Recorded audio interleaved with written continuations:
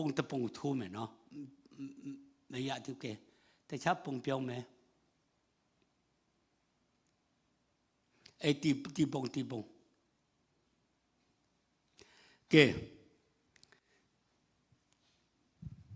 给亲家的路，也新的龙骨，他听了五个当了。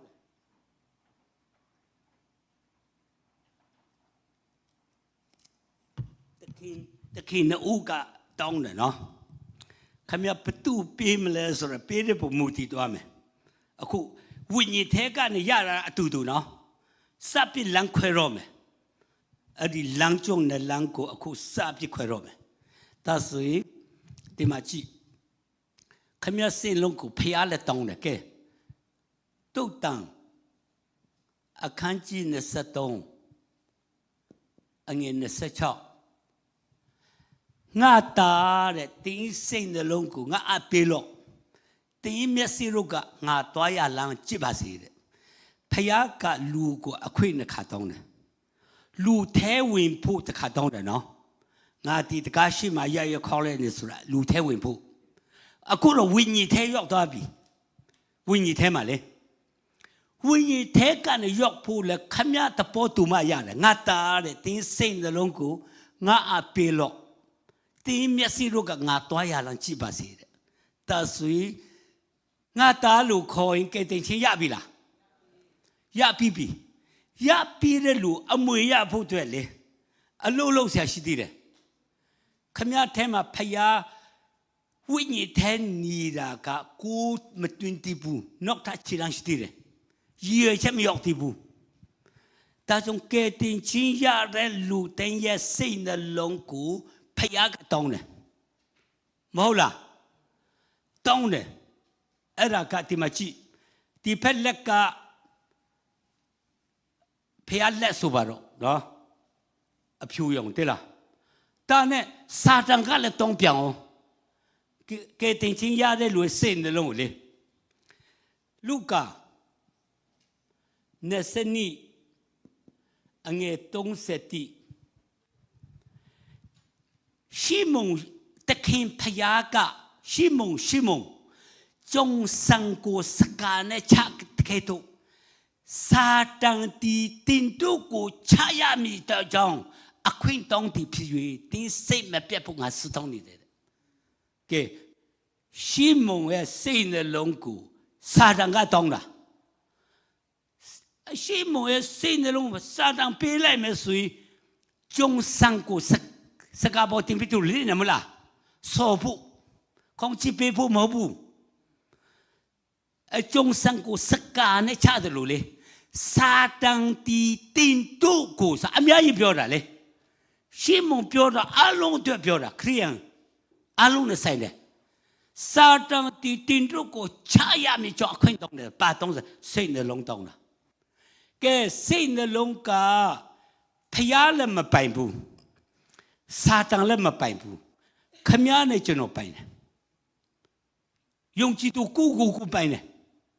ဖျားကိုပြင်ရတယ်စာတန်ပြင်ရတယ်ကဲတင်ချင်းရတဲ့လူရဲ့စိတ်လုံးထဲမှာစာတန်ဝင်လို့ရတယ်အဲ့ဒါကိုကျွန်တော်စံနမူနာကျွန်တော်ကြည့်သွားမယ်ဘာအလို့လို့တယ်လဲဆိုတော့ကြည့်အောင်နော်ပေတရုကယေရှုကိုငါမတီးဘူးလို့ဘယ်နဲ့ချိန်ငင်းလဲသူကငင်းတာမို့သူ့ထက်ကဟိုအကောင်လှုပ်ရှားတာတဘောဘောလားအတီးကိုကြည့်ပါပင်လဲဆိုတော့တီးလို့ရတယ်တဲ့တဘောဘောလားအေးဒီမှာကြည့်တမန်တော်အခန်းကြီး9အငယ်တိကနေ7မှာရေးထားတယ်အာနိနေရှိပြီးပေကန်စွန်ကျဲတဲ့ညာတော့နေရောက်မရှိဘူးအလူတန်းပေးတဲ့ညာလေအဲ့တော့မိကိုယုံရတော့အဖူးတပူကိုဖတ်ထားမိအကြောင်းစာတန်ကအာနိနေရှိပြီးတဲ့စိတ်လုံးကိုတောင်းတယ်တဲ့စိတ်နှလုံးလေကဲဆရာကျေလေးဖတ်ပေးအငယ်3ဖတ်ပေးမယ်ကျေလေးဖတ်ပေး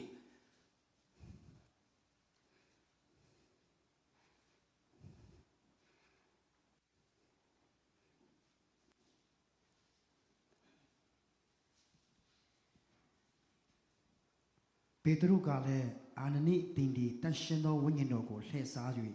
မိကိုရောင်းသောအဖို့ဤတဖို့ကိုထင်ဝဲ့မိအကြောင်းစာတန်ဒီတိစိတ်နှလုံးကိုအပေကြောင့်ပိစေသည်။ ကဲစာတန်တီစိတ်နှလုံးကိုအပဲကျုံပြည့်စေတယ်လေကဲပုံတစ်ခုပြမယ်ပုံပြမယ်ဟိုကျွန်တော်ပြဆရာရှိတယ်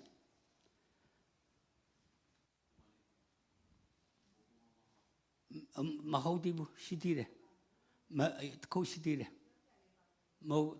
တခြားပုံရှိသေးတယ်မတွေ့ဘူးလားဒါပဲလားမဖြစ်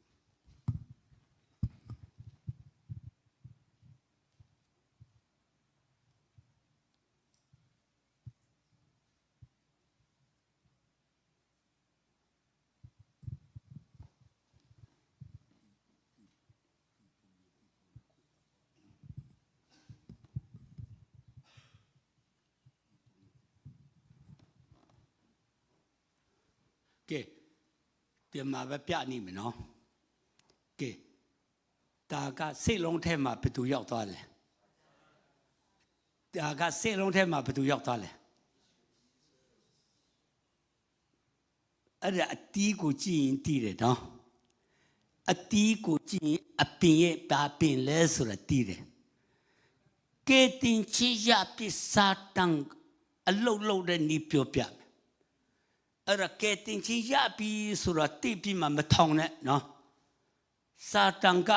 ဘလောက်အလုတ်လုတ်တယ်လဲဆိုတာကျွန်တော်လည်းလိတ်လာရင်းနဲ့တည်သွားတယ်အရေးကြီးလားကဲတဆွေဒီနေ့အာနင်းနဲ့ရှိပြီးမိကြီးကိုရောင်းတယ်အဖူးမိရောင်းရတဲ့အဖူးတဖူးဆိုတာတဖူးကပါလဲအဖူးတူတန်ဖူးတဖူး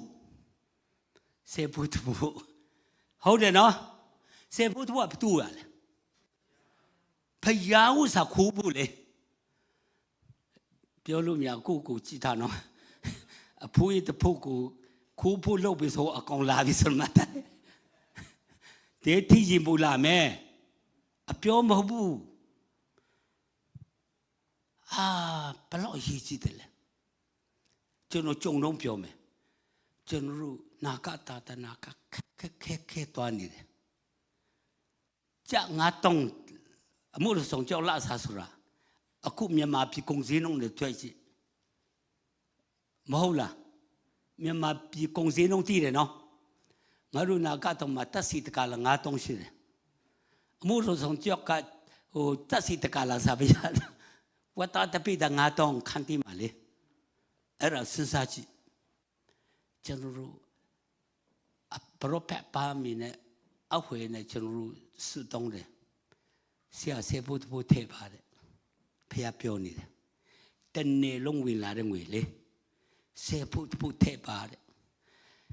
မလောက်တဲ့ကြားထဲမှာဆေဖို့ထုတ်လိုက်ဖို့တိတ်နေပြောတာနော်တေးတိရင်ဖို့တိတ်နေပြောတာအဲ့တော့ကျွန်တော်လေပင်တော့ညှိချင်သေးတယ်နော်ကျွန်တော်လည်းပါမလာစားမယူပဲနဲ့လုံနေတော့ကြောင်းအဲ့ဒီဆေဖို့ခွဲအလူငွေဒီပေးတင်ပေးတဲ့လူတွေပေးရမှာလေကျွန်တော်လည်းရတင်ပါတယ်လို့ကျွန်တော်ကဟိုငါ့ဥကော်မတီမှာပြောပြတာလေပရောဖက်ပါမြပြောတာဆရာဆေဖို့ဒီကိစ္စနဲ့ဆရာပါပြောထားတာရှိလဲဟိုမညာပဲနဲ့အမှန်တည်းပြောပါဦးကျွန်တော်လည်းလဆာမယူပဲနဲ့လုပ်တယ်ဆိုတော့ဒီရှေ့ခွဲတယ်ကျွန်တော်လည်းရတယ်ဆရာမယူရဘူးနော်အဲ့ဒါလောဆရာမယူရဘူးတဲ့လားယူလို့မရဘူးအဲ့ဒါကဆရာကတီတာတနာပိုင်ရှင်ဖြစ်နေပြီဆရာယူလိုက်ရင်နေကျင်းစာတီစာအဲ့ဒါဖြစ်ကုန်မယ်ဒါနဲ့2024ဇန်နဝါရီကဂျွန်လထိအမီပေါ့နော်အဲ့ဒါဆေဖို့တဖို့ကိုထုတ်လိုက်တယ်ရတယ်မြတ်တဲ့ပေါ့ထဲလိုက်တယ်ဒါနဲ့စမ်းကြည့်တယ်လေနောက်ထပ်ဇူလိုင်ကနေဒီဇင်ဘာလထဲ6လလေစင်းစစ်ဒီနဲ့အကုန်လုံးပြန်စစ်တဲ့ချိန်မှာဘလောက်ပူလာတယ်လဲဆိုရင်6000 1928လာပြီဒေါ်လာလေဟိုမတူပဲနဲ့ပေါ့အပူပေါ့ဝင်လာတာတွေ့တယ်တူးလာရော့သွားတာမို့နော်အာမင်ဟာဘုရားကအလုပ်လုပ်နေပါလားနော်အေးတပုတ်ပေါက်လာတယ်ဒါကြောင့်ခမရရဲ့ဆေပုတ်ပုတ်ကိုခိုးဖို့မစင်စားနဲ့ဟိုအကုန်ဝင်လာမယ်သူများပြောနေကျွန်တော်တို့လုံးဝကျွန်တော်မျိုးတိမိကစင်းကိန်းတစ်ခုစလုံးအပြင်တော့ပေါက်ချကိုပေါက်ချတဲ့နိစာချုပ်ပြပါအဲ့လိုတင်ထားတယ်တဲ့နိစာကျွန်တော်ညော့တုံးလက်စီပေါ့ဟိုနေမဟုတ်ဘူးအဲ့ဒါတဏနာနဲ့မဆိုင်တဲ့ကျွန်တော်တုံးတဲ့အာရမနုံလာနော့တာလည်းမကြောက်ဖြစ်သွားတော့အာမင်ကဲဟိုမေရီပါစိတ်လုံးနဲ့မျိုးပြောပါဦးမလာသေးဘူးဒီမှာကြည့်ကဲတင်ချင်းရတဲ့လူရဲ့စိတ်နှလုံးထဲမှာစာတန်ဝင်လို့ရတယ်ဝင်လို့ရလားခရစ်တော်ဝင်လို့ရလားခမရဘသူကိုအခွင့်ပေးမလဲဆိုတာခမရဆုံးဖြတ်ချက်ကိုပုဂ္ဂိုလ်နဲ့နှုတ်ကစောင့်နေတာဖျားလက်တောင်းတယ်စာတန်လက်တောင်းတယ်ဟုတ်လားအာနိနေရှိပြီးကကဲတင်ချင်းရတယ်ကောင်းကင်ပေါ်ရောက်လက်တေသွားတယ်မလားငရဲမတော်ဘူးကောင်းကင်ပေါ်ရောက်တယ်နော်ကျွန်တော်ဆက်ပြောတော့အများကြီးတွေ့လိမ့်မယ်တဲ့လားအတိအကျပဲဒါကြောင့်စာတန်ကိုအခွင့်ပေးပါလို့ဆိုအာနိနေရှိပြီးလက်တေသွားတယ်ကဲဒါဆိုရင်ဖယားကတတ်တာလားစာတန်ကတတ်တာလားဘယ်သူကတတ်တယ်လို့ထင်တယ်လဲစာတန်တတ်တာဒီမှာကြည့်ချမ်းပိုက်ပြမယ်နော်ယောဟန်အခန်းကြီးရှိအငယ်44တင်တို့အပတိတို့မာနမှာစင်တကြိုက်တင်တို့အပဤအလူကိုလည်းလိုက်တက်ကြ၏ရှိဥစွာမှာစာ၍လူအတက်ကိုတော်သူအကြိုက်လိုက်ရတဲ့ကိုချတာတင်တို့အပဤအလူလိုက်တယ်မဟုတ်လားမာနတိရှိဥစွာမှာစာလူအတက်ကိုတက်တော်သူဒါဆိုရင်အာနဲ့ရှိပြီးကဖျားအလူလိုက်တယ်လားစာတန်အလူလိုက်လားဒါဆိုလေမြတ်တည်တယ်မလားဒါဆိုဘယ်သူကတတ်တာလဲစာတန်တတ်တာကဲစာတန်အလုံးလုံးစိတ်လုံးထဲမှာအရင်နေရာယူတာကဲဗတ်တဲ့အခန်းကြီးစနစ်33ကနေ35မှာရေးထားတယ်အတီးကိုကြည့်အပင်ဟာပါအပင်လဲဆိုတော့တရားတယ်တဲ့အတီးကောင်းလေအပင်ကောင်းဒီဟိုမှာအတီးမကောင်းဘူးဆိုအပင်မကောင်းဘူးဆိုမမို့လားစိတ်နှလုံးအပြည့်ရှိတဲ့အတိုင်းနှုတ်မဲ့တဲ့အပြည့်ဆိုတာဟိုအနည်းနဲ့ရှိပြီးတင်းတို့စိတ်နှလုံးကိုအပြည့်ကြောင့်စာတန်နဲ့ပြည့်ခိုင်းတယ်လို့ပြောရမလားအဲ့ဒီကျန်းစကလုံးအတူတူပဲ你阿必有了嘞，阿必有别说撒旦个弄的拍漏的，撒旦漏了呢，拍漏了呢，苦也他的，对吗？记，约翰看记的些，安个的些，的苦地苦情，得情，撇事情啊来，但是讲的拍了，没讲的拍了。ငါမူကသူတို့ကအသက်လို့ယုံမကအထူးတပြည့်အသက်နဲ့ပြည့်စုံစေဖို့ကြွလာတယ်တခင်အိုးအလုတ်လောက်တာလေအဲ့ဒီစာတမာနကစုပ်ယုတ်တဲ့ဖက်မှာအလုတ်လောက်တာဖယားကပွားများကုန်းစားတဲ့ဖက်အလုတ်လောက်တာခမရဘတုစကိုနီယာပေးမလဲခမရပေးတဲ့ပုံမူတည်တယ်တပေါ်ပေါက်လားအဲ့ဒါကခမရဆုံးဖြတ်ချက်ပဲခမရဆုံးဖြတ်ချက်မားပြီဆိုရင်မတက်နိုင်တော့ဘူးဖျားလည်းဝင်ကယ်လို့မရတော့ကဲ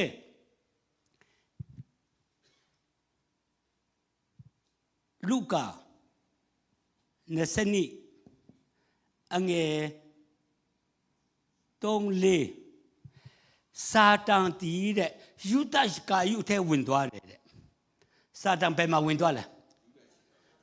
စိတ်လုံးထဲဝင်သွားတာလေယေရှုကိုတတ်ဖို့ယေဘရဟိချန်ပီယံစ်လိဆရာရှိတဲ့ပိတ်မှန်တော်မှာသွားတာလေယေရှုကိုတင်နာတွေအပြား30နဲ့ရောက်တော့မလားဒါဆိုသူလှုပ်တာအကောင်းလို့တလားအဆိုးလို့တလားဆိုးရုပ်တစ်ဖက်လှုပ်တာလေကဲဒါဆိုရင်ပေတရုထဲလည်းဝင်လို့ရတယ်အာနနေရှိပီရိထဲဝင်လို့ရတယ်ယူဒရှ်ကာယုထဲလည်းဝင်လို့ရတယ်ပေတရုကတမန်တော်တွေလေယူဒရှ်ကာယုကတမန်တော်လေအာနနေရှိပီရိကနေဦးယုံကြည်သူတွေလေမိတော့ယုံနေချင်းလူတွေသူတို့ထဲမှာစာတသူတို့စင်လုံးထဲမှာစာတန်ဝင်လို့ရလားဒါဆိုငါတို့ထဲမှာဝင်လို့ရမလားမရဘူးလို့ရှောက်မစင်မခေါ်နဲ့နေအိပ်ပြောရချင်မဟုတ်အခွန်ကလေးနေရယူလာလိမ့်မယ်တပေါ်ပေါက်လားကဲခရိယန်ထဲမှာအခုကဲတင်ချင်းရတဲ့ခရိယန်ထဲဝင်ပါအလို့လို့ဆိုကြံပိုက်ဖြတ်ပြမယ်နော်ဟိုကလှုပ်ပြီးမှအတီးပြပြီနော်ငါတို့ထဲဝင်လိုက်ပါအတီးတီးလဲဆိုပြမယ်ကဲ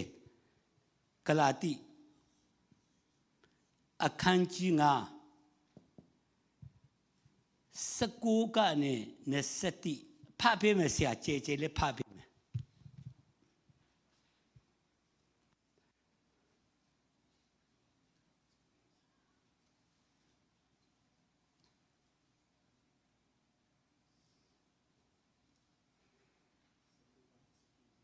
20တိဇာတိပဂတိအချင်းတို့သည်ထင်ရှားကြ၏ထိုအချင်းတို့မူကားသူ့မယားကိုပြင်ပါခြင်းမတရားသောမေထုံ၌မြင်ဝဲခြင်း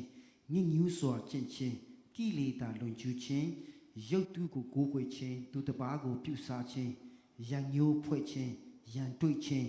ဂုံပြန်ခြင်းအမျက်ထွက်ခြင်းငင်းခုန်ခြင်းအချင်းချင်းကွဲပြားခြင်းတင်းခွဲခြင်းသူ့အကျိုးကိုညှူဆူခြင်းလူအသက်ကိုတတ်ခြင်းရစ်မှုကိုတောက်ကျူးခြင်းပွဲလုံခြင်းမှစာ၍ထိုတို့သောအကျင့်ပေသည်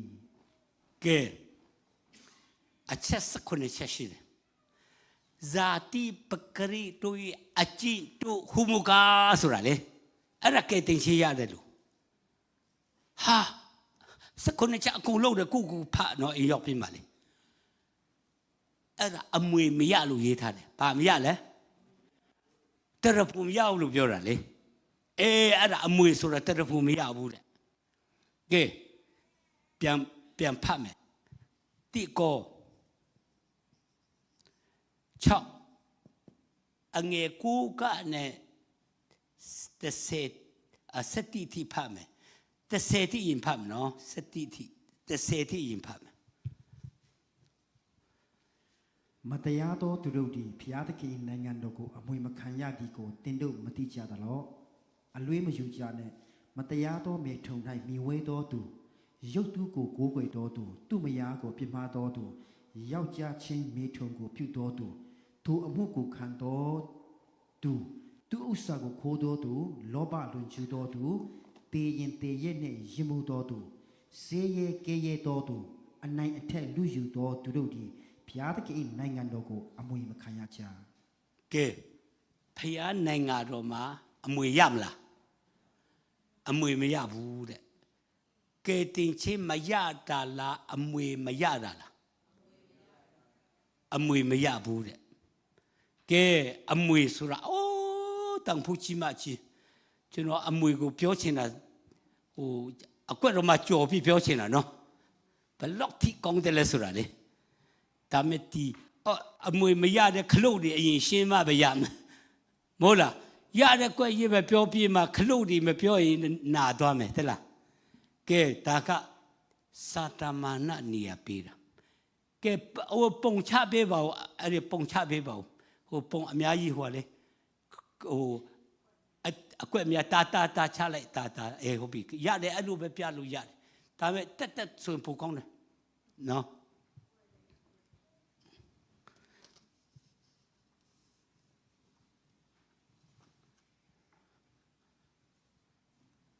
ကဲအဲ့တော့အဲ့ဒီအမွေမရတဲ့အငယ်7ပြန်ဖတ်ပေးမယ်လုံးဝမရဘူးဆိုတာမဟုတ်ဘူးအခွင့်အရေးဖွင့်ပေးထားတယ် အထက်ကတင်တို့တွင်အချို့သောသူတို့သည်ထို့သို့သောသူဖြစ်ကြတော့လေယခုတွင်သခင်ယေရှု၏နာမတော်အားဖြင့်၎င်းငါတို့ဖျားသခင်၏ဝိညာဉ်တော်အားဖြင့်၎င်းစေကြောတတ်ရှိ၍ဖြောင့်မတ်ရာသို့ရောက်ကြပြီ ကဲအဲ့ဒီအခွင့်ဒီလိုဆိုးတဲ့လူတွေလေအေးအထက်ကတဲ့မင်းတို့ကဒီလိုအကျင့်မျိုးတွေနဲ့ပြည့်စုံကြတယ်အဲ့ဒီယေရှုခရစ်နာမတော်အားဖြင့်နော်စီကြောပြီးမှတန်ရှင်းချင်းတို့ရောက်ပြီးတဲ့လက်ခုပ်ကြည့်အောင်လုံးဝဒီအကျင့်ရှိတဲ့လူလုံးဝမရဘူးလို့မဆိုလို့ဘူးအခုပြင်ချင်ရတယ်တဘောပေါက်လားခန္ဓာကိုယ်မသိခင်မှာပြင်ချင်ခမအခွင့်အရေးပဲ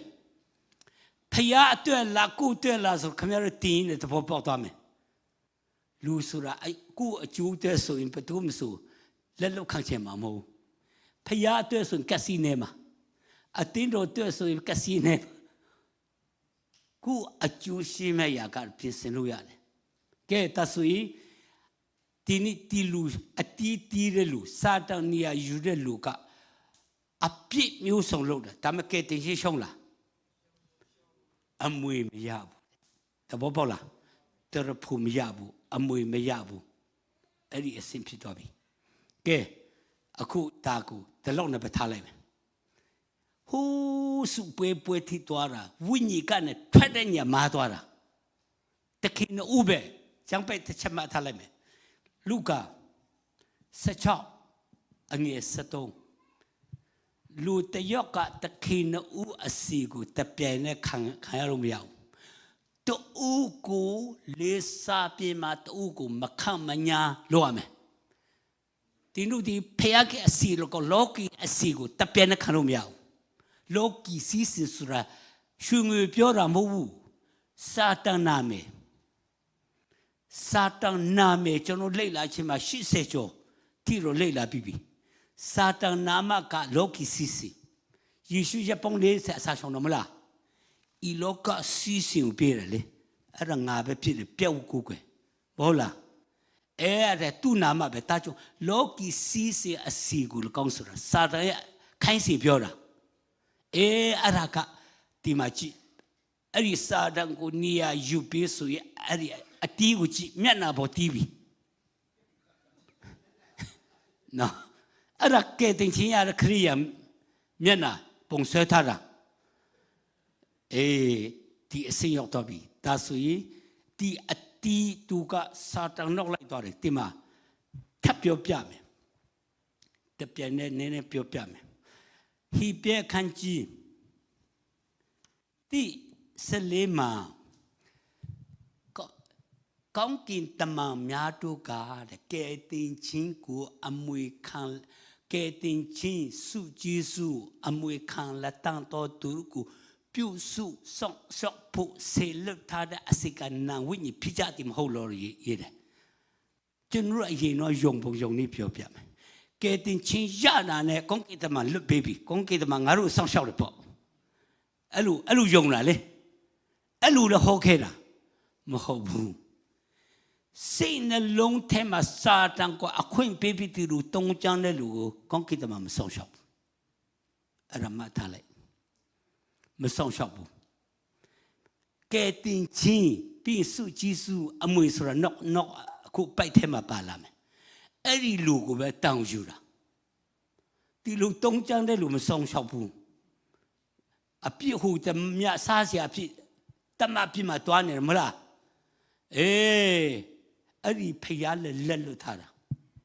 ကောင်းကင်တမန်လက်တောင်မယူလောကမှာလည်းမကောင်းစားဘူးထာဝရတာသမီးရှိဦးလည်းဖျားတောင်မယူနောက်ပြန်လာမယ်နော်ကဲအဲ့ဒါကိုဒီလောက်နဲ့ထားလိုက်မယ်ကဲပုံပြောင်းတော့မယ်ပုံပြမယ်နော်ကဲအခုတော့ကျွန်တော်တို့စိတ်နှလုံးကိုအခုပြင်ဖို့အတွက်ဟိုယေရှုထဲမှာဟိုလေလူဝိညာဉ်ထဲမှာဖျားရှိတဲ့ပုံလူချင်းတယ်လူတာမဟုတ်မရောက်သေးဘူးလူဝိညာဉ်ထဲမှာဖျားရှိတဲ့ပုံဒီပုံကဲအဲ့ဒါကိုအခုတော့ နောက်ထပ်လမ်းတက်လမ်းနဲ့ခွဲတော့မယ်နော်စာတန်နောက်လိုက်သွားတဲ့ line ပြီးသွားပြီစုမရတဲ့လူတွေလေပြီးစုရမဲ့လူထွက်ပေါက်အကြောင်းကိုတင်တော့မယ်နော်ကဲဒီမှာကြည့်နိကိုလေအငယ်16နိကိုလေအငယ်16မှာလေငါတို့ဤအပြင်လူတီဖောက်ပြန်ခြင်းတို့ရောက်တော်လဲအတွင်းလူမူကတနည်းပြီးတနည်းပြုပြင်ခြင်းကိုခံရကြ၏ဒါဆိုရင်လူတယောက်မှာလူနှစ်ယောက်ရှိတယ်အပြင်လူနဲ့အတွင်းလူအပြင်လူနဲ့ပါလဲအပြင်လူကခန္ဓာကိုယ်ဟုတ်တယ်နော်အတွင်းလူကဝိညာဉ်ခမရကိုခန္ဓာကိုယ်ရှိလားခမရဝိညာဉ်ရှိလားဒါဆိုလူတယောက်ထဲမှာဘယ်နှယောက်ရှိလဲစိတ်နှမျိုးရှိတယ်စိတ်နှမျိုးကဲယောမအခန်းကြီးရှိအငယ်9ကနေရှိသည့်ဇာတိပကရိစိတ်နဲ့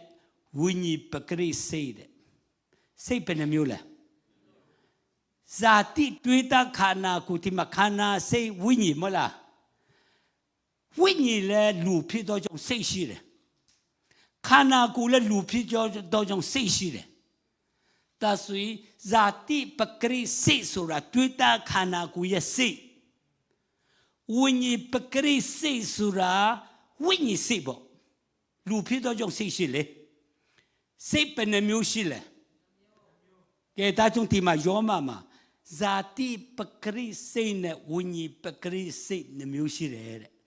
ဇာတိပကရိစိတ်ကတေချင်းနော်တေချင်းတေတဲ့ဖက်အလုပ်လုပ်တာလေဝိညာဉ်ပကရိစိတ်ကရှင်ချင်းညီတဲ့ရှင်ဖြစ်တယ်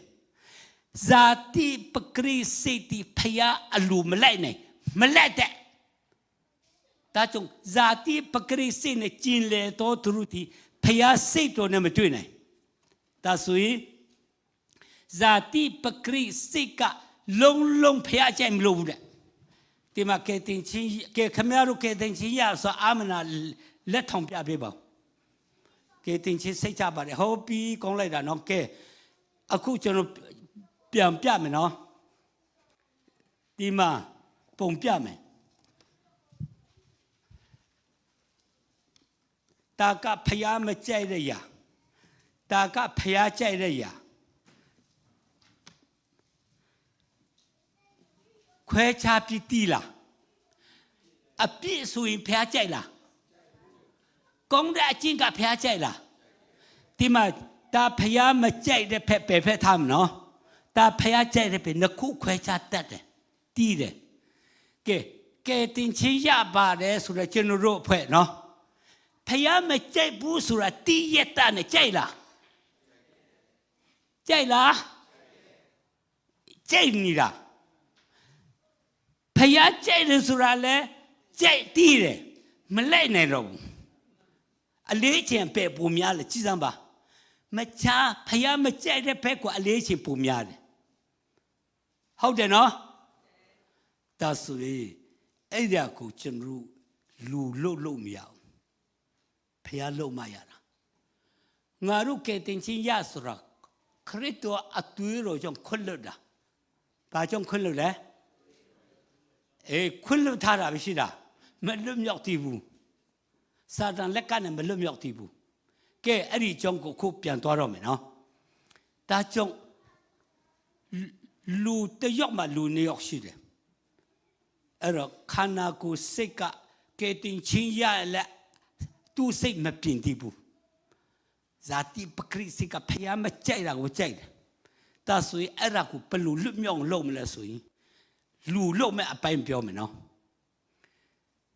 ဖျားမကြိုက်တာကိုမကြိုက်အောင်ကျွန်တော်လုပ်ပေးဖျားတန်ရှင်းတယ်လို့တန်ရှင်းအောင်လုပ်ချင်တယ်ဖျားဖြူစင်တယ်လို့ဖြူစင်အောင်ရချင်တယ်ဖျားမှာအကောင်းရှိတယ်လေဖျားရဲ့ကောင်းမြတ်ခြင်းကိုကျွန်တော်အဲ့ဒါရချင်တယ်ဖြစ်ချင်တယ်လူကစားငရမယ်တဲ့လားပိုင်ရှင်ကစားငရမယ် အဲ့ဆိုဒီလိုလာတယ်မတ်တဲအခန်းကြီး9အငယ်6ဖြောက်မချင်းပါရမီကိုစာငက်ခေမို့တော်သူတို့ဒီဝပြောလိုက်ပြီဖျားဖြောက်မချင်းကိုလူချင်းနဲ့လူရမယ်တဲ့အာမင်အဲ့လိုလာပြီးဆိုရင်ကဲပုံပြန်ပြောင်းမယ်ဟိုပုံပြငါဟိုလေစိတ်နှလုံးထဲမှာလက်ထဲမှာစိတ်ထဲပေးတဲ့ပုံဟုတ်ပြီကောင်းလိုက်တာကဲဒီမှာတုတ်တန်အခန်းကြီး23အငယ်26ငါတာတဲ့ဒီစိတ်နှလုံးကိုငါအပေးလို့တဲ့ဒီမျက်စိတို့ကငါတွားရလမ်းကြည့်ပါစေတဲ့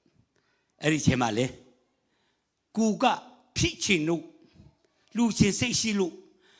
ဖယားကလှုပ်ပေးခြင်းနဲ့ဖယားပင်ရှင်ကမတန်းတန်လှုပ်ပေးလို့မရဘူးတပေါ်ပေါ်လားမာကီတိုနီပီကိုကူပါဆိုတာယူပါဦးနဲ့မြရတယ်လေတမန်တော်16မှာလေအင်္ဂလိပ်တော့ဘုစတော်နေချင်ပါလေယူပါဦးနော်ဟာဖယားကငါတို့မာကီတိုနီပီကိုခဲနေတယ်မူဆိုမတရားပဲပြောနေသွားတယ်သူကစံငတ်နေရလေတပေါ်ပေါ်လားနော်ဟိုတမန်တော်ရှိမှဂျေရုဆလင်ကိုအက်သရိုပီယာမလေပနာသိလေဂျေရုဆလင်မြို့မှာကိုဖះကျုံလာတက်ပြပြန်လာလေမြေလေပေါ်မှာဟေရှာယ53နှစ်ကိုဖာပြမှာအတိပဲဆူလူယေကိုတီချင်းနဲ့ဆိုတော့ဖိလိပ္ပုကိုလွတ်တယ်လေဟာပြီးလိုက်တော့တုံးပဲစင်တဲ့မြောက်ပဲပြီးတော့ပြီးမှလေရထားကိုချွန်ချင်းကမေးတယ်ကြည့်ငတ်လာတော့တယောက်ငတ်တော့မရအောင်လွတ်တာလေအဲ့ဒီအက်ထရိုပီပီအမဘာနာသင်္ကခရစ်တော်လက်ခံပြီးမှနေချင်းခံပြီးတာ ਨੇ ဖိလိပ္ပုအလုံးများတာတခါရဲဟိုးဖျက်ခိုင်းနေကြပြန်လွတ်လိုက်တာလေချီချင်းနဲ့မပြန်ခိုင်းဘူးဖျက်ကပို့လိုက်တာလေကာဆာမြို့မှာတော့ပေါ်လာတယ်သူသွားမနေရလေကြည့်စာငဲ့ဖျက်လို့လားခမရနဲ့ကျွန်တော်ကလူချင်းနဲ့စိတ်ရှိဖို့လိုတယ်အာမင်လူချင်းနဲ့စိတ်ရှိဖယားကလုတ်ပေးခြင်းတဲ့စေတနာစိတ်ရှိပြီးသားအာမင်အဲ့ဒါလူမတတ်နိုင်ဘူးကဲအဲ့တော့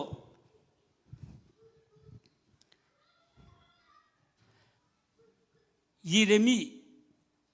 မိစကုံအငယ်ကို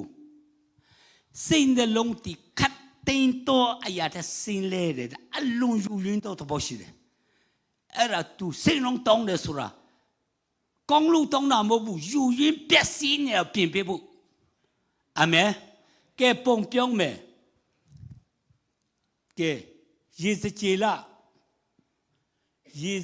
36အငယ်26ဒီမှာကြည့်ဒီမှာလေစိတ်နှလုံးအတိကိုငါပေးမယ်တပေါ်အတိကိုလည်းတွင်ထားမယ်တင်တွေးကိုခါနာထဲကကြောက်နှလုံးကိုနှုတ်၍အသားနှလုံးကိုပေးမယ်ငါရဲ့ဝိညာဉ်တော်လည်းဝိညာဉ်တော်ဒီလည်းတင်တို့အထဲမှာတွင်ပြီး၍ငါဤတရားလမ်းထဲမှာလိုက်လျှောက်လိုက်မယ်ဟာလေလုယာဒါကြောင့်စိတ်လုံးအတိဆိုတာဖျားလို့ပေးမှရတယ်ဒါကြောင့်အဲ့ဒါကကျွန်တော်ထွက်ပေါက်ဖြစ်တယ်တေချာအယုံဆိုင်မယ်ဒီမှာချော်သွားပြီဆိုရင်ခမရတင်ရတဲ့ခွဲရေးကိုယုံပုံယုံနီးမတူဘူးဆိုလည်းမလုပ်ပေးနိုင်ဘူးအဲ့ဒါဖျားလို့ပေးရကဲဒါနဲ့ဖျားလက်ထက်ထဲ့ပေးတော့ဒီမှာကြည့်ကြောက်နှလုံးတယ်ပါနှလုံးတယ်ကဲလူကာအခန်းကြီးရှိအငယ်9-6စိတ်နှလုံးမြည်ကြီး၄မျိုးနော်လမ်းပေါ်ကြတဲ့မျိုးစီကြောက်ပေါ်တဲ့ညမှာကြတဲ့မျိုးစီစူတော်ထဲမှာကြတဲ့မျိုးစီကောင်းတဲ့မြေမှာကြတဲ့မျိုးစီမဟုတ်လားအဲ့ဒါကြောက်ဆိုတာလေဒီမှာကြည့်အဲ့ဒါကိုစိတ်နှလုံးဒီမှာကြည့်no ပြမှာပုံထားလိုက်ပြီဒါမဲ့ ကြောက်နှုတ်တဲ့ညာမှာအခွက်ခွက်တွေရှိသေးတယ်မလားအဲ့ဒါပြင်ရတယ်ဒီမှာကြည့်ဖိလိတိအခန်းကြီး2အငယ်73နောက်လိုက်ဆိုမယ်တင်တို့အလူရှိစေခြင်းက၎င်းအကျဉ်းချင်းစေခြင်းက၎င်းစေတနာတော်အဖြစ်ပြုပြင်တော်မူသောသူကဖယားသခင်ပေသည်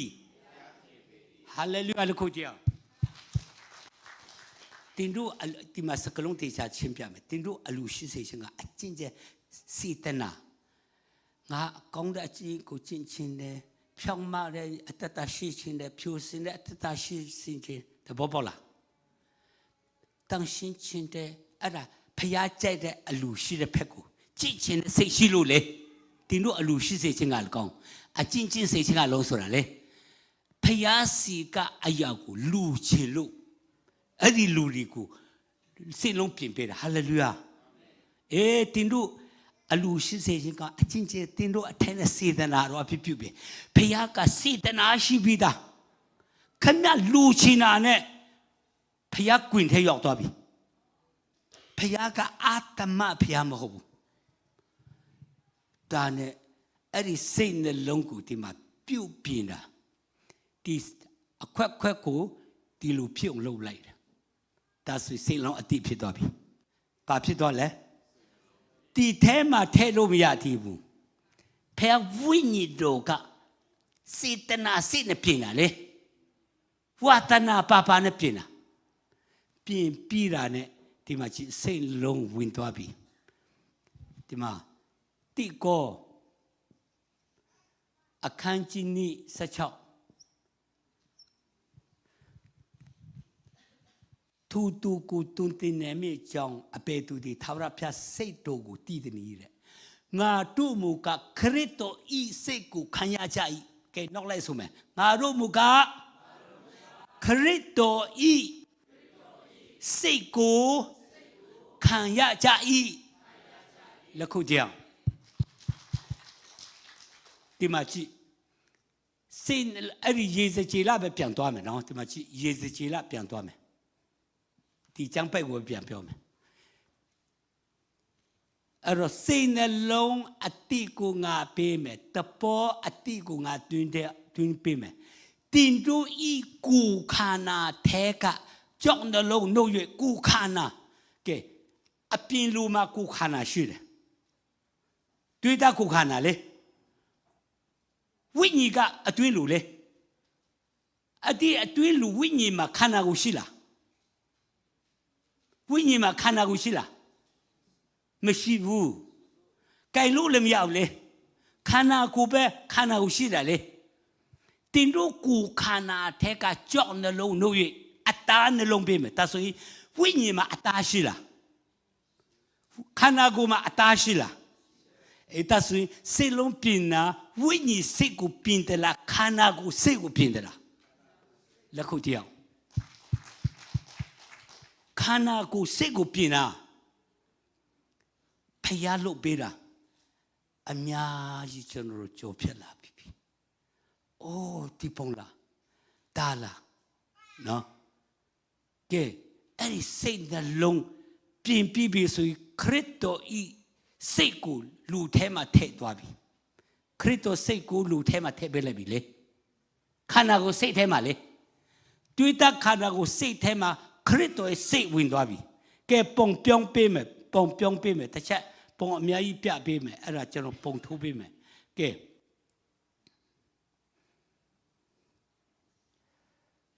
အဲ့လိုဖြစ်သွားပြီဆိုရင်တိကောအခန်းကြီးစနစ်အငယ်20ခု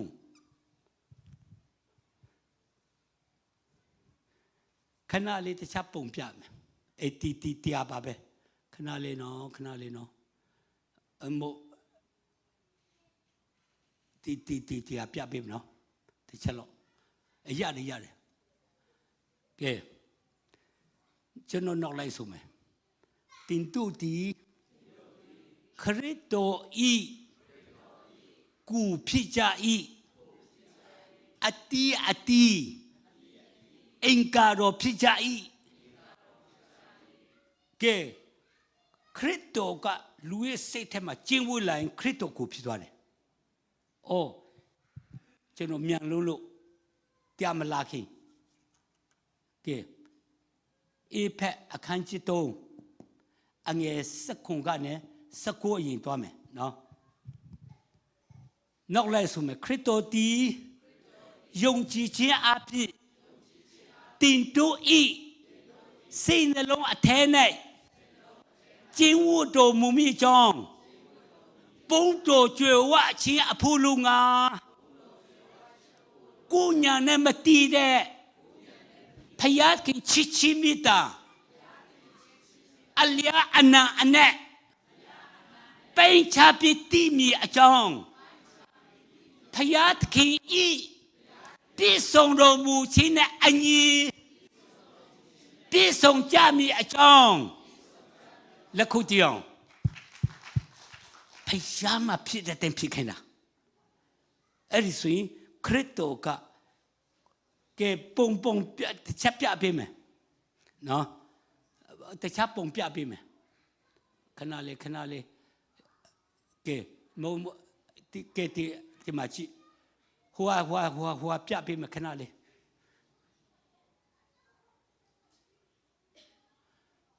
ရတယ်ဒါပဲထားလိုက်နော်ကဲဒါပဲထားလိုက်အဲ့တော့ခရစ်တော်ကိုသူ့ရဲ့စိတ်လုံးထဲမှာကျင့်ဝတ်ပြီဟုတ်တယ်နော်အဲ့တော့အတီးတီးတာဒီမှာကြည့်ကလာတိအခန်းကြီး9 23ဖတ်ပေးမယ်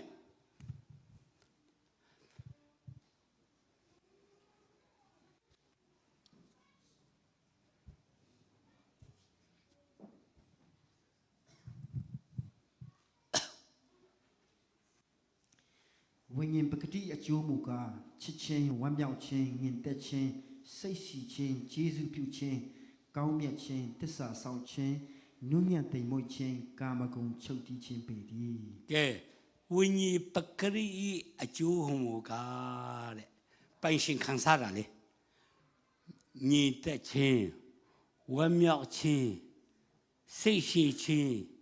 ကျေးဇူးပြုခြင်းကာမဂုဏ်ချုပ်တီးခြင်းတဲ့လားအကောင်ဖက်အတီးတီးတာလေအတီးကိုကြည့်ရင်အပင်ပါပင်နဲ့ဆိုတီးလို့ရတယ်ဟုတ်တယ်နော်ဒါဆိုလူထဲကနေဖျားနေရယူတာအဲ့ဒါရပြီးဆိုရင်ဒီအစင်ရောက်ပြီးဆိုရင်ဒီကောအခန်းကြီးစနစ်အခုမှ29တင်တို့ဒီခရစ်တော်ဤကိုဖြစ်ကြ၏အတီးတီးအင်္ဂါတော်ဖြစ်ကြ၏ဟာလေလုယာကိုကဘသူကိုဖြစ်သွားလဲခရစ်တော်ကိုကိုအင်္ဂါမျက်စိနာပါးစပ်ချီလက်လေခရစ်တော်ကိုအင်္ဂါဖြစ်သွားပြီတဲ့အဲ့တော့ခရစ်တော်တည်တယ်လို့တည်လာတယ်ခရစ်တော်ခံစားတယ်လို့ခံစားလာခရစ်တော်မှာဖြစ်တယ်လို့ဖြစ်လာတယ်အဲ့ဒါကဖြစ်ခြင်းအဲ့ဒါကပါလဲဖြစ်ခြင်းတဲ့ရောက်သွားပြီလှုပ်လာလားဖြစ်တာလားဒီမှာကြည့်စာတန်ကိုနိုင်တာလူကနိုင်တာလားခရစ်တော်ကနိုင်တာလားဒီမှာကြည့်ယောမအခန်းကြီး6အငယ်18မှာလေနော်ယောမ6:18မှာအပိတရားလက်မလွမြောက်၍ဖြောင့်မခြင်းတရားဤကျုံဖြစ်ကြ၍လက်ခုပ်ကြောင်ခရစ်တော်ကိုဖြစ်သွားပြီဆိုရင်စာတန်ကင်လို့ရလားစာတန်ကင်လိုက်တက်လိုက်သွားမှာဒီလိုအရင်နေ့တော့မတူပုံပြုတ်သွားပြီအဲ့ဒါအပိတရားလက်ကနေလွတ်မြောက်သွားတယ်တန်ရှင်းခြင်းကျုံဖြောင့်မခြင်းကျုံအာမင်ဖျားကလှုပ်သွားတာအဲ့ဒါစိတ်နှလုံးကနေစတာကဲနိကောပြန်ဖတ်ပေးမယ်နိကောအခန်းကြီး3နိကနေ3ကဲပုံပြောင်းပေးမယ်ပုံတစ်ခု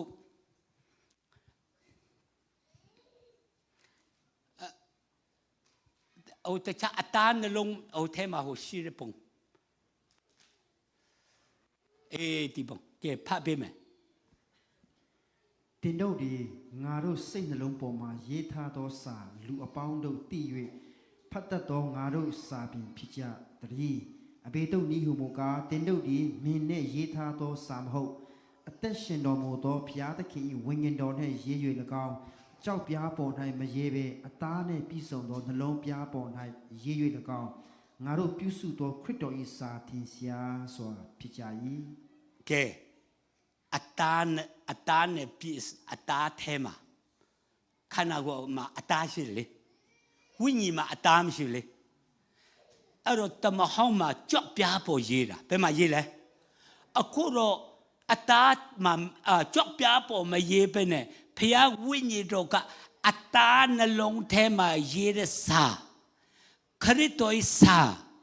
ထင်ရှားစွာဖြစ်ကြ၏တဘောပေါက်လားဒါဆိုစိတ်လုံးပြင်းနေဆိုတာဝိညာဉ်စိတ်ကိုပြင်းတယ်လားတွေးတာခန္ဓာကိုယ်စိတ်ကိုပြင်းတယ်လားဟာလေလုယာ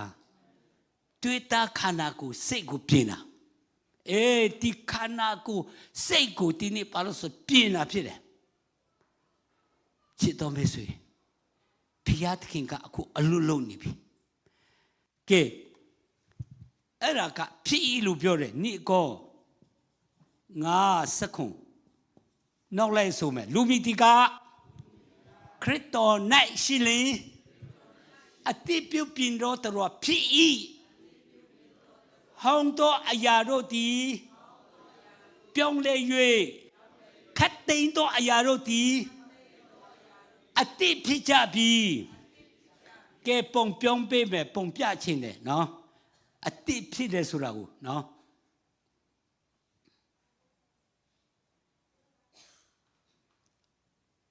ပုံအလုံးအချုပ်ပုံလေးကြည့်လိုက်မယ်နော်အပေါ်တင်လိုက်ရှိလားတီပုံချက်လိုက်နေဒီမှာကြည့်အဲ့ဒါကတကူလုံးအလင်းဖြစ်သွားပြီခရစ်တော်ကခန္ဓာကိုယ်စိတ်ထဲမှာကျင်းဝတ်သွားပြီလေလူမီတီကခရစ်တော်နဲ့ရှိလင်အတိပြုပြင်တော်တော်ဖြစ်သွားပြီအာမင်ဖိလိတိ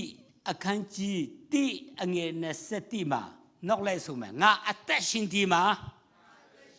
ခရစ်တော်ဖြစ်၏တေလီမူကတာရွေအကျိုးရှိ၏ဒီအစိရောက်ပြီးဆိုရင်တေလည်းနှမျောဆရာမရှိဘူးအမွေရမလို့ကိုတွင်သွားပြီးအကျိုးရှိတယ်ဟိုပထမဝိညာဉ်ထဲမှာကျင်းဝတဲ့အစင်ကသွားမတည်ချင်နဲ့နော်ဒီစင်ကအကျိုးရှိသွားပြီ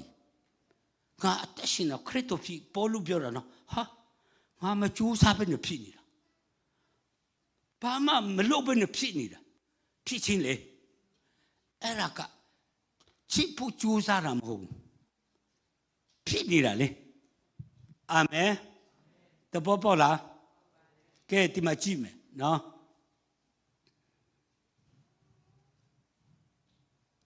ယောမအခန်းကြီး9အငယ်9ငါတို့စိတ်နှလုံးထဲမှာဖျားခင်ဤချစ်ချင်းမိတာကိုညွတ်လုံးပေးတယ်တဲ့ခန္ဓာကိုယ်စိတ်ထဲမှာလေအာမင်အဲ့တော့အားလုံးဖြစ်ချင်းထဲမှာရောက်သွားတယ်ကဲယောမအခန်းကြီး7ယေရှုကိုတည်ခြင်းမှာထမြောက်စေတော်မူသောဖခင်ခင်ဝိညာဉ်တော်သည်တင်တို့ထဲမှာကျင်းဝတ်လေနဲ့တည်တတ်သောကူကာယကိုပြင်ရှင်းစေတော်မူ၏အရင်တော့ခိုးတဲ့လက်ကမခိုးတဲ့လက်ဖြစ်သွားပြီအခုအရင်တော့ကမဟုတ်တဲ့လုံတဲ့ခြေလက်တွေကောင်းတဲ့ဖက်ပြောင်းသွားပြီအာမင်အခါကျင်းဝတ်လေဆိုတာစိတ်ထဲမှာကျင်းဝတ်တာပြောတာနော်你要有别说，看那估计估死了的，哎呀，脾气得要多比，哎，你起码说的嘛，培养一滴比，约翰，看见生啊，眼泪啊，耶稣表的，俺第10那边，顶多改变的，俺呢，第0、第几到第几嘛， ငါနဲ့မတီးဘူးဆိုရင်အတီးမတီးနိုင်ဘူးတဘောပေါက်လားဒါဆိုရင်ဒီနေ့ဘာလို့လဲဆိုရင်ယေရှုကစပစ်ပင်ယေရှုကဘာလဲတင်တို့ဟာစပစ်ကိုင်းပါကိုင်းလေအတီးကစပစ်တီးမို့လားဒါဆိုအားလုံးကယေရှုခရစ်တော်ပဲဖြစ်သွားတယ်လေလူမဟုတ်ဘူးတင်တို့ဒီခရစ်တော်ကိုဖြစ်ကြ၏မို့လားအတီးတီးမယ်ပါတီးမယ်လို့ဆိုရင်အတီးကြောင့်ပြန်သွားချင်လို့ကဲအေဖက်အခန်းကြီးလေးအငယ်7စနိအဲ့မှာလေခရစ်တော်ဤကိုတီဆော့ဖို့ရတဲ့လူချုပ်တမန်တော်တချို့ပရောဖက်တချို့တေအိုဆရာတချို့သာသနာပြုဆရာနော်တချို့အင်္ဂလိပ်ဆရာအတီးတီးခံတယ်တဲ့ခရစ်တော်ကိုဥမာကိုဖြစ်သွားတဲ့လူကိုစွန့်ရင်ပေးတယ်ကွာစုကျေးဇူးပေးတယ်ကွာတဘောပေါက်လားစုကျေးဇူးပေးတယ်ဆိုတီချိန်မှလာတာကဲတိကောယောမခန်းကြီးစနိအငယ်၄ကနေရှိမှဒီလိုပြောတယ်တင်တို့တီခရစ်တော်ဤကိုအင်္ဂါအတီးတီးဖြစ်တဲ့မင်းတို့လေခရစ်တော်ကိုခါနာဖြစ်ပြီလို့ပြောတာနော်အဲ့ဒီစေလုံးထဲမှာကျင်းဝတ်တဲ့ဖွဲ့ပြောနေတယ်ဆိုတီးလို့ရတယ်လေဒါကြောင့်ဖယားသခင်ကအုတ်ချိုယေစုဂျေစုပေကံတဲ့စုဂျေစုအနာယောဂညင်းတဲ့စုဂျေစုပရောဖက်စုဂျေစုတိုက်တူနိုးဆိုတဲ့စုဂျေစုမာသတနာတဲ့စုဂျေစုပေးတော့တာပဲအာမင်ကျွန်တော်အရင်တော့ကငါတို့ယုံတဲ့ပုံပြောပြမယ်ကဲတင်ချင်းရတယ်နဲ့စုဂျေစုအကုန်ရတယ်လို့ယုံလဲယုံဟောလဲဟောခဲ့တာအရင်တော့အမားလဲယုံအမားလဲဟောပေါ့ကိုဖြစ်တယ်လို့ပဲပြေးတာတဘောပေါက်လား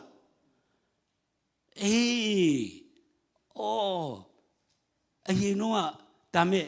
ကျမ်းစာထဲမှာဒီလိုပြောတယ်တိကော73အငယ်ရှိကနေ7မှာဖတ်ရင်သူငယ်အရွယ်မှာသူငယ်လိုပဲစဉ်းစားတယ်တဲ့သူငယ်လိုပဲဟောတယ်တဲ့ကြီးလာတဲ့ချိန်မှာသူငယ်အရာပျောက်သွားတယ်တော်ပါတည်တယ်ပေါ့ငါတယောက်တည်းမာရမှာလို့လည်းမာလာခဲ့စားနည်းနည်းအသက်ရှူချောင်းလာတော့တာကြောင့်တရားဟောချက်ကိုနားထောင်ကြည့်ပယ်လေပဲနဲ့ဟောနေတယ်ဆိုတာလေခွဲခြားလို့ရတယ်တဘောပေါက်လားအခုစိတ်ထဲမှာရှိပြီးအစိမဟောနေတယ်လားဝိညာဉ်ထဲမှာရှိတဲ့အစိမဟောနေတယ်လားဆိုတာလေတန်းခွဲခြားလို့ရတယ်ဝိညာဉ်ထဲမှာဖျားဝိညာဉ်ကိုယ်ထဲမှာရှိတဲ့အစင်ကဘာသာရေးလို့ခေါ်တယ်ဗါလဲလုတ်ဖြောက်မှတ်တယ်လုတ်တန်းရှင်းတယ်လုတ်ဟောတယ်အဲ့ဒါဘာသာရေးလုတ်ကျင့်တယ်ဒါကဖြစ်ချင်းဒါကဗါလဲငါတို့ဖျားကတော့ဖျားပဲကျွန်တော်ကတော့ကြိုက်တယ်ကွာခင်ဗျားတို့ကြိုက်လားမကြိုက်လည်းကြိုက်တလောက်ကြိုက်နေမှာတလောက်ကောင်းနေမှာတော့မကြိုက်မလို့ရှိဟာလေလုယာတကယ်ပဲဒီလိုဖျားမျိုးဆိုတာငါတို့ဖျားမှာအပရှာကြည့်မတွေ့ရအောင်ဒါကြောင့်ဖျားဖြစ်ခြင်းကိုဘယ်လောက်ကြီးမားတယ်ကဲတိကောကျန်ပိုက်တီလေးရေးမရမယ်ပြည့်ကုန်ပြီနော်တိကော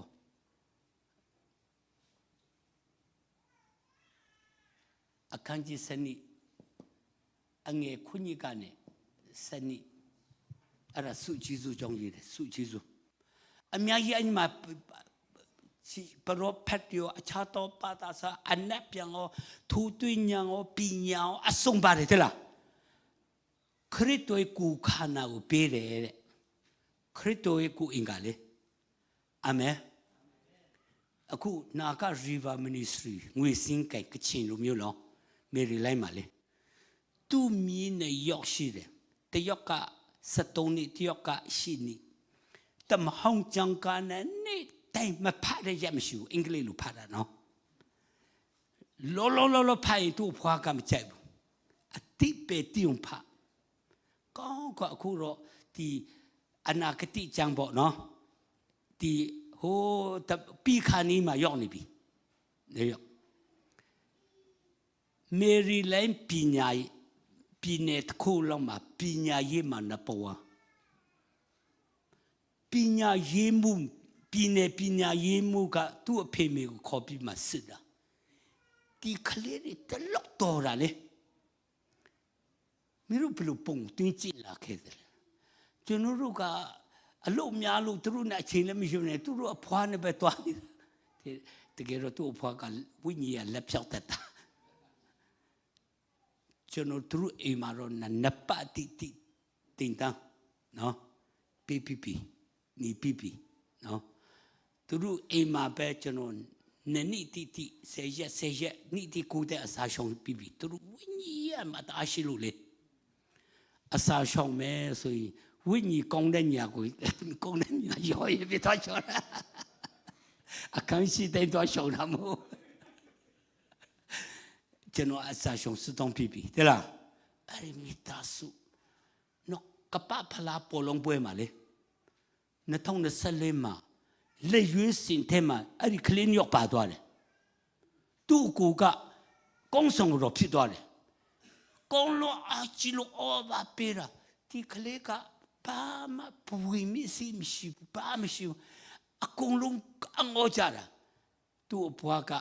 အနီးကပုံတင်တာကိုမဟုတ်ဘူးဆိုတာလေကျွန်တော်မေရီလိုင်းရောက်တော့ကသူတို့ဦးရောပါကိုတွန်းတယ်ပုံတော့ပြန်ဖို့ပေါ့နော်ဆရာစုတောင်းပေးပါလို့ဟိုအန်တီပါတာပြန်ပြီးမို့ပမာလို့အကုန်တက်တယ်ဟိုထိုးစကားမပြောနေပဲမလဲ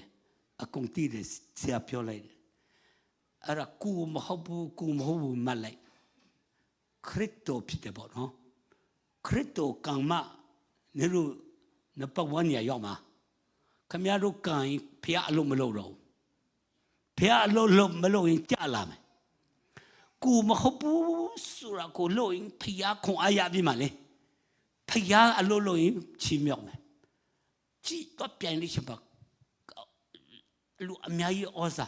ဩဘာပေးခြင်းပေါ့နော်အခုတော့ကလေးလေးတွေ